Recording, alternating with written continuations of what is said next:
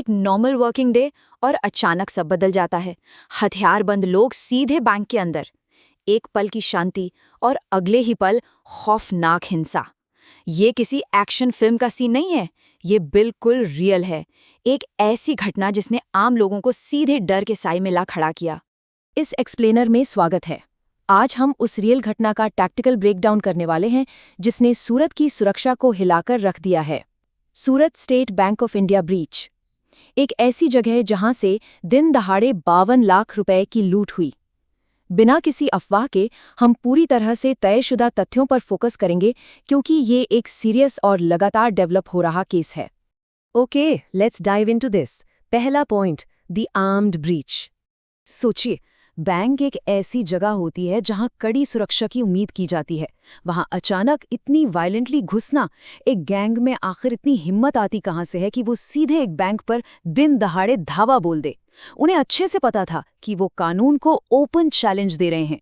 एक ऐसी हिंसक घुसपैठ जिसने बैंक के अंदर मौजूद हर शख्स को पूरी तरह से सहमा दिया, सिर्फ खौफ और अफरा तफरी। अब सीधे निशाने पर आते हैं। Target SBI Surat. So the crucial point is, in verified facts को देखिए।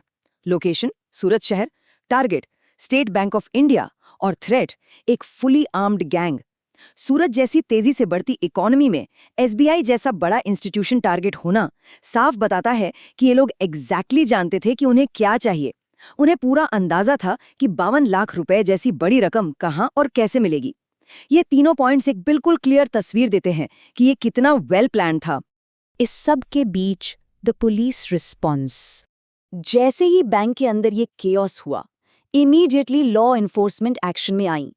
ऐसे टाइम पर पहले कुछ मिनट सबसे क्रिटिकल होते हैं। पुलिस फोर्स का तुरंत मोबिलाइज होना बहुत जरूरी था। DCP Zone 1 आलोक कुमार का सीधे ग्राउंड पर आना ही साबित करता है कि ये कोई मामूली चोरी नहीं थी, बल्कि एक मैसिव सिक्योरिटी ब्रीच था। टॉप लेवल अथॉरिटीज ने तुरंत कमांड अपने हाथ में ली। हालांकि DCP आलोक कुमार का डिटेल्ड ऑफिशियल बयान आना अभी बाकी है और ऐसी इन्वेस्टिगेशंस में डिटेल्स को बहुत टाइटली गार्डेड रखा जाता है।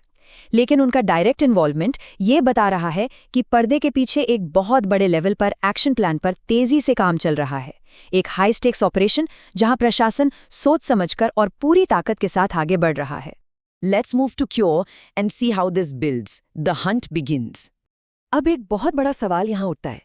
एक आर्म्ड गैंग इतने बड़े CCTV से घिरे भीड़ भाड़ वाले शहर से आखिर एस्केप कैसे कर सकती है?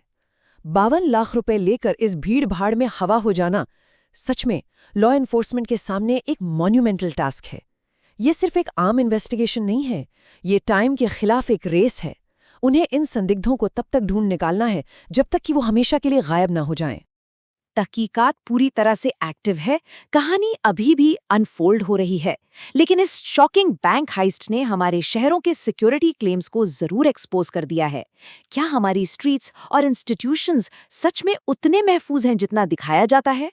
52 लाख की इस दिन दहाड़े हुई लूटपेंस भरी जांच में आगे क्या निकल कर आएगा, उस पर लगातार नजर बनी रहेगी।